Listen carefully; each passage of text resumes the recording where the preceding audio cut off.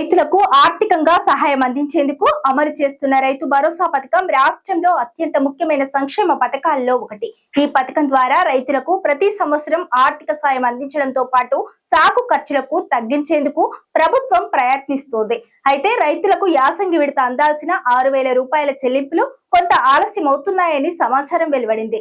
ఈ ఆలస్యానికి ప్రధాన కారణం సాగు విస్తీర్ణంపై జరుగుతున్న శాటిలైట్ సర్వే అని అధికారులు వెల్లడించారు. రాష్ట్రంలో వాస్తవంగా ఎంత భూమి సాగులో ఉందో తెలుసుకోవడానికి ప్రభుత్వం ఆధునిక సాంకేతికతను ఉపయోగిస్తోంది. ముఖ్యంగా శాటిలైట్ సర్వే ద్వారా భూమి వినియోగం, సాగు స్థితి, పంటల వివరాలు ఖచ్చితంగా తెలుసుకోవచ్చు. ఈ ప్రక్రియ ద్వారా అర్హులైన రైతులకు మాత్రమే పథకం ప్రయోజనం అందేలా ప్రభుత్వం చర్యలు తీసుకుంటోంది.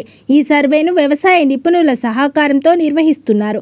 జిల్లాలు, మండలాలు వారీగా సాగు వివరాలను సేకరించి తుది నివేదిక రూపొందిస్తున్నారు. ఈ నివేదిక ఆధారంగా రైతు భరోసా నిధుల విడుదలపై నిర్ణయం తీసుకోనున్నారు. ఈ ఏడాది యాసంగి సీజన్ కి సంబంధించిన రైతు భరోసా నిధుల కోసం రైతులు ఎదురు చూస్తున్నారు. సాధారణంగా సంక్రాంతికి ముందు ఈ నిధులు విడుదల కావాల్సి ఉండగా ఈసారి కొంత ఆలస్యం జరిగింది. ప్రభుత్వం అర్హులైన రైతులకు మాత్రమే సాయం అందేలా చర్యలు తీసుకుంటోంది. రైతు భరోసా పథకం నిజంగా పంట సాగు చేస్తున్న రైతులకు మాత్రమే అందేలా ప్రభుత్వం శాటిలైట్ సర్వే నిర్వహిస్తోంది. వ్యవసాయ విశ్వవిద్యాలయం సహకారంతో సాగు భూముల వివరాలను మ్యాప్ల ఆధారంగా సేకరిస్తున్నారు. దాదాపు 10,000 రెవెన్యూ గ్రామాల్లో సాగు పరిస్థితులను పరిశీలించారు.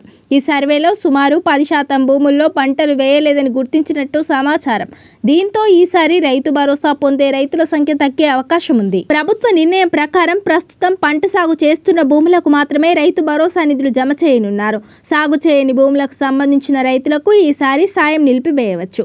శాటిలైట్ సర్వే నివేదిక ఫిబ్రవరి 6 నాటికి ప్రభుత్వానికి అందే అవకాశం ఉంది. ఈ నివేదిక ఆధారంగా ఫిబ్రవరి చివరి వారంలో రైతు భరోసా నిధులు రైతుల ఖాతాల్లో జమ చేయనున్నట్టు సమాచారం. గత వానాకాలం సీజన్లో సుమారు 69 లక్షల మంది రైతులకు రైతు భరోసా అందింది.